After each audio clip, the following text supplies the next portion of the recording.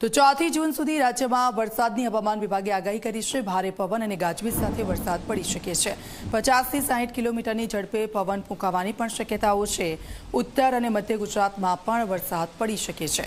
સૌરાષ્ટ્ર અને દક્ષિણ ગુજરાતમાં પણ વરસાદની શક્યતાઓ વ્યક્ત કરવામાં આવી છે। માછીમારોને આ 5 દિવસ દરિયો ન ખેડવા માટે સૂચના આપવામાં આવી છે। સાયક્લોનિક સર્ક્યુલેશનના કારણે વરસાદ પડી શકે છે। તો આપ જો 4 જૂન સુધી રાજ્યમાં વરસાદની આગાહી કરવામાં આવી છે, ત્યારે આજે અને આવતીકાલે કઈ જગ્યાઓ પર વરસાદ રહેશે તો ઉત્તર ગુજરાતમાં સાબરકાંઠામાં વરસાદ, મહેસાણા, દાહોદ અને આણંદમાં વરસાદની શક્યતાઓ વ્યક્ત કરવામાં આવી છે હવામાન વિભાગ તરફથી। બીજી તરફ અરવલ્લી, મહીસાગર અને ખેડા, પંચમહાલમાં વરસાદ થઈ શકે છે। તો આવતીકાલે કઈ જગ્યા પર વરસાદને લઈને આગાહી કરી છે તો અમદાવાદ, ખેડા, વડોદરા અને સુરતમાં વરસાદ વરસી શકે છે। તો ગાંધીનગર, મહેસાણા, નર્મદા, તાપીમાં વરસાદની શક્યતાઓ વ્યક્ત કરવામાં આવી છે।